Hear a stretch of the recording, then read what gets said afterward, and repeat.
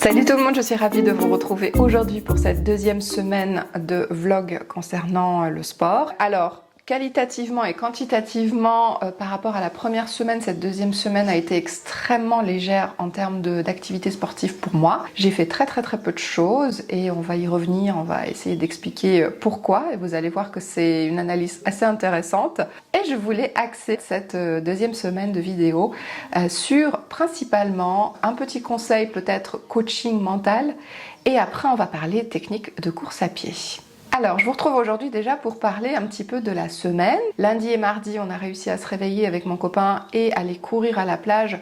Donc on a cumulé en tout et pour tout 6 km de course à pied sur chemin, plage et route combinée. Donc c'est vraiment pas grand chose 6 km, mais c'est mieux que rien. C'était l'occasion aussi de sortir les chiens un petit peu et d'en profiter. Et puis après, figurez-vous que le mercredi, le jeudi et le vendredi et le samedi, j'ai absolument rien foutu en termes de sport. Alors j'ai pas rien foutu puisque j'ai travaillé.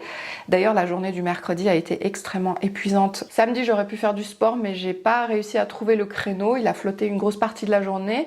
Je voulais faire du vélo taf mais en fait il pleuvait beaucoup et j'ai bien fait de pas prendre le vélo parce que vraiment la chaussée il y avait ça d'eau et j'aurais clairement été allée vers la catastrophe. Voilà, sur ces jours-là, j'ai absolument rien foutu et dimanche, je suis allée faire de la course à pied. Donc voilà un petit peu ce que j'ai fait sur la semaine. Et donc vous allez vous dire, bah effectivement, c'est pas grand-chose, t'as pas été régulière. Et de là, justement, mon premier conseil auquel j'ai beaucoup réfléchi cette semaine, je me suis dit, mais pourquoi tu ne l'as pas appliqué? Je pense que ce qu'il est bon de faire, je pense que c'est le conseil numéro 1, c'est de se donner déjà un objectif. Ça, c'est très important, de se donner un petit objectif en termes de sport. Qu'est-ce que vous avez envie de faire? Qu'est-ce qui vous ferait plaisir? Ou sur quoi vous avez envie de miser votre avenir? Mais moi, il y a un conseil en particulier que je recommande à vraiment tous les sportifs, toutes les personnes qui sont assez peu sportives et qui se disent « Ah, mais j'y arriverai jamais, je vois tous ces gens sur les réseaux qui font du sport, qui sont magnifiques, dans des positions incroyables, en yoga, ou qui font du triathlon, ou qui font plein de choses intéressantes, et qui montrent déjà des résultats physiques au niveau de leur corps, au niveau du sport, de ce qu'ils peuvent atteindre en fait physiquement, parfois atteindre des sommets ou pour pouvoir faire de longues sessions de vélo, de natation, etc. Donc effectivement, vous êtes en droit de vous dire « je suis moins bien que ces personnes-là ». C'est parce qu'aujourd'hui, tout simplement, le business des réseaux sociaux, déjà des médias sociaux, c'est de travailler et de jouer en fait sur votre frustration. C'est clairement, c'est leur fond de commerce, c'est de vous montrer par rapport à vos centres d'intérêt ce qu'on peut faire de meilleur et donc de vous automatiquement de vous frustrer et de vous dire tiens moi je suis beaucoup moins bien, voire je suis moins que rien et je n'y arriverai jamais. Mais il faut certainement pas se dire ça. En fait, ce que je vous conseille vraiment, c'est de vous dire ma vie, elle est organisée différemment aujourd'hui. Aujourd'hui, j'ai d'autres choses, d'autres priorités. Je fais tout simplement, ma vie est organisée différemment. Donc peut-être que en sortant du travail, bah effectivement, vous passez du temps à vous occuper de vos proches, peut-être de vos animaux, peut-être que vous êtes un maniaque du ménage, donc vous faites tout le temps du ménage, ou que vous faites des études à côté. Enfin, je sais pas, vous avez plein d'activités. Peut-être tout simplement, vous êtes assis dans votre canapé en train de regarder une série, mais tout simplement, votre vie, elle est organisée différemment. Aujourd'hui, votre vie, elle n'est pas organisée de manière à intégrer des activités sportives sur tel jour, tel créneau. Et alors, il ne faut absolument pas avoir des scrupules par rapport à ça. Il ne faut pas se dire « je suis moins bien qu'un autre ». Il faut juste vous dire que votre vie, aujourd'hui, elle est organisée différemment. Maintenant, si vous voulez intégrer le sport dans votre vie, là, j'ai le conseil numéro 1. Quand vous avez rendez-vous chez le docteur, vous y allez. Chez le dentiste, vous y allez. Chez un ami, vous y allez. Alors, pourquoi vous ne prendriez pas rendez-vous avec le sport? En fait, ce que je vous conseille vraiment, c'est de prendre rendez-vous avec votre activité sportive. Et quand vous voyez le déroulement de ma semaine que je vous ai décrit, c'est typiquement ce que j'ai absolument pas fait cette semaine. Donc cette semaine, j'ai pas pris rendez-vous avec le sport. Je ne savais pas du jour au lendemain ce que j'allais faire. De toute façon, le temps était relativement mitigé avec des orages. Et donc, je ne savais pas exactement ce que j'allais faire le lendemain et comment la journée du lendemain allait être organisée. Donc, j'ai pas pris rendez-vous avec le sport et c'est clairement ce qui a péché. Alors que si vous voulez faire du sport et si vous voulez vraiment aller à votre première séance, ne serait-ce que faire de la marche, eh ben, prenez rendez-vous avec le sport. Notez-le sur votre frigo, sur votre agenda, votre téléphone, bref, la manière dont vous avez de noter vos rendez-vous importants. Et dites-vous que c'est un rendez-vous important et que vous avez rendez-vous avec votre séance de sport. Ça, c'est mon conseil numéro 1. Même plus que de se mettre un objectif invisible sur une durée indéterminée ou déterminée, mon conseil numéro 1, c'est prenez rendez-vous avec le sport. Il est très difficile d'ancrer une habitude dans son corps et pour son cerveau. Ça prend minimum 21 jours d'après les scientifiques. Moi, je dirais que ça prend plutôt de 3 mois. Et clairement, pour moi aujourd'hui, j'ai le sentiment que si vous voulez réussir, il faut noter vos rendez-vous avec le sport sur au moins la semaine. Et puis de semaine en semaine, vous allez voir comment vous vous sentez, puis comment s'est passée la séance. Et en fonction, vous allez noter vos rendez-vous avec d'autres séances de sport. Mais au moins, ce sera acté, ce sera noté. Et vous allez pouvoir vraiment vous y mettre. C'est tout à fait normal que vous ne l'ayez pas encore ancré et que peut-être vous avez du mal à passer le cap d'y aller quoi. D'y aller, de faire une première séance de running, de faire une première séance de natation, parce que vous procrastinez, parce que vous dites « Ah là là, mais j'y arriverai pas ». Et ben, ce que vous faites, c'est que vous prenez rendez-vous avec votre séance de sport. Ça, c'est le conseil number 1 que je peux vous donner. Donc, vous voyez, ma semaine a été relativement légère côté activité sportive, mais je suis pas en train de me flageller pour ça. Je suis quand même très contente de ma sortie du dimanche où j'ai fait à peu près 5 km. J'y suis allée sans la montre, donc je ne sais pas exactement combien de temps je suis restée courir, ni à quel tempo, ni rien du tout. Mais je vous ai tourné une petite vidéo pour travailler un petit peu la technique de la course à pied. Je vous y retrouve donc et je vous remercie d'avoir regardé ce vlog. À tout de suite. Salut tout le monde, je vous retrouve depuis mon petit run du dimanche. Je ne sais absolument pas combien de temps je vais courir ni combien de kilomètres parce que je n'ai pas pris ma montre. Je pense qu'elle est en train de décéder et qu'il va falloir que je change de montre de sport. Donc aujourd'hui je cours un petit peu à l'aveugle et je me suis arrêtée à un moment pour vous parler un petit peu des techniques de course et ce qui est important en course à pied. Donc déjà en course à pied, ce qui est important, c'est d'avoir des vêtements adaptés, confortables, stretch, avec de préférence un leggings ou un short qui vous tient bien à la taille. Donc moi j'ai un petit leggings. Mon petit leggings contient une cordelette, ce qui me permet en fait de l'ajuster comme quand je fais un peu yo-yo au niveau du poids. Et donc j'ai mis un petit t-shirt technique assez léger parce que là on va attaquer les beaux jours, donc on va peut-être même sortir les débardeurs bientôt. J'ai aussi un sac d'hydratation, donc celui vient de la marque Kinetic qui est une marque de conception bretonne. Et je l'aime beaucoup celui-là parce qu'il est très léger, donc je l'emmène sur toutes mes sorties en fait de moins de 2 heures. Il contient 2 flasques qui sont intégrées. Là j'ai mis mon téléphone en fait. Et derrière il y a une énorme poche dans laquelle je peux glisser un pull ou mon appareil photo. Je voulais en fait surtout vous parler des chaussures. J'ai commencé à courir pas mal, je faisais 2 sorties longues plus une sortie fractionnée par semaine, donc je faisais 3 sorties par semaine. Et au bout d'un moment j'ai commencé à avoir mal aux genoux et donc c'est mon kiné qui m'a parlé de la clinique du coureur. Je me suis donc renseignée à ce sujet et j'ai à partir de là adopté sur ses conseils aussi des chaussures minimalistes.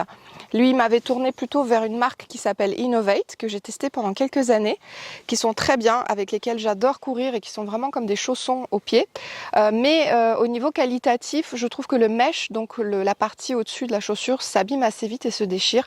J'ai donc arrêté ces chaussures au profit aujourd'hui d'une paire de Altra. Donc j'ai un drop de 0. Qu'est-ce que ça veut dire? Ça veut dire que la différence entre l'avant de ma semelle et l'arrière de ma semelle, c'est du plat total. Cette flexibilité très importante, l'avant du pied qui est très large, une semelle très antidérapante parce que ce sont quand même des chaussures qui sont prévues pour le trail et je cours qu'avec ça depuis quelques années. Alors l'explication du texte, pourquoi je cours avec ce type de chaussures, c'est parce que ce type de chaussure en fait va reproduire au maximum la foulée naturelle. La foulée naturelle, si vous courez pieds nus, vous allez voir qu'à aucun moment vous allez poser le talon. Vous allez courir vraiment sur l'avant du pied, au niveau des doigts de pied, un petit peu ici des coussinets, et vous allez clairement poser votre pied comme ça, et on n'entendra presque pas votre foulée. Vous allez arriver ce qu'on appelle à petit pas de loup. Et c'est exactement la même chose avec les chaussures minimalistes, vous allez être tenté de courir quand même sur l'avant du pied. Alors que toutes les autres chaussures, par exemple les Hoka, les Adidas, etc., toutes ces chaussures-là, en fait, elles sont aujourd'hui conçues de manière à ce que vous puissiez poser l'intégralité du pied au sol.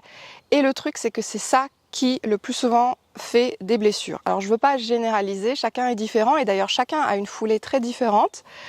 Mais si vous voulez commencer des chaussures minimalistes, allez-y vraiment très très progressivement et faites des petites sorties de 5 minutes où vous allez alterner course à pied et marche parce que courir sur l'avant du pied, je peux vous dire que ça fait très mal au mollet et que ça fait aussi un petit peu mal au tendon d'Achille. Mais c'est comme tout, il faut y aller très progressivement. Je vous ai donc tourné une petite vidéo où vous me voyez faire une foulée. Donc c'est la foulée que j'ai adoptée depuis que j'ai ce type de chaussures là. Donc en fait je cours avec la posture relativement redressée, mes bras servent de balancier et mes mains sont relâchées. En fait si votre corps est tendu et si vous serrez les poings, toute votre course à pied sera tendue. Il en va de même pour la natation. Il faut nager le plus relâché possible pour que vous soyez le plus détendu possible. Les bras servent de balancier, d'accord? Donc le tronc ne tourne pas, en fait c'est les bras qui servent de balancier. Donc il faut adopter quand même cette posture légèrement gainée, pas non plus serrer les abdos à fond parce que l'idée c'est d'être relâché et de respirer, mais essayez quand même de vous servir au maximum des bras. Et puis vous allez essayer de faire des petites foulées en essayant d'appuyer justement sur cet avant du pied. L'idée c'est que vous vous déplaciez quasi sans bruit. Et c'est ça qui va faire que vous allez vous dire « Ah bah tiens, là j'ai peut-être la bonne foulée ». Donc allez-y au début très progressivement, faites des tout petits pas, vraiment des tout petits pas de loup, comme me répétait mon kiné comme un mantra presque. Et vous allez voir que progressivement, vous allez vous faire à cette foulée et que ça va devenir une habitude. Donc peut-être vous devrez réapprendre à courir, peut-être vous allez apprendre à courir, vous allez peut-être apprendre à courir directement comme ça, ce que je vous souhaite. Mais moi j'ai dû réapprendre un petit peu à courir parce que je courais avec des Mizuno, des chaussures maximales, avec tout un tas de petits coussinets de partout et en fait je me suis un petit peu bousillé les genoux comme ça. Donc là maintenant je fais un peu plus attention. Donc faites des petites sorties de 5, 6, 7, 8, 9, 10 minutes très progressivement dans lesquelles vous allez alterner marche et course. Vous pouvez par exemple courir 30 secondes, marcher 1 minute, recourir 30 secondes, remarcher 1 minute et inverser la tendance le lendemain et réinverser la tendance le surlendemain mais en augmentant vraiment minute par minute vos sorties, ne pas essayer de faire tout de suite un 5 km et le lendemain un 8 km. Ça, je vous le déconseille formellement.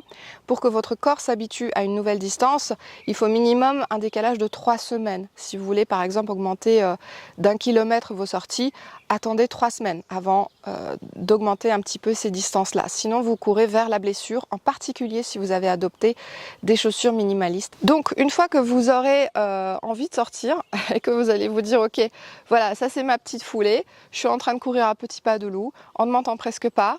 De préférence, j'ai pas emmené de montre de sport, de montre connectée, comme ça j'ai aucun comparatif à faire avec les autres, ce que font les autres, parce que moi je m'en fous, je fais ce que je fais moi et c'est le plus important.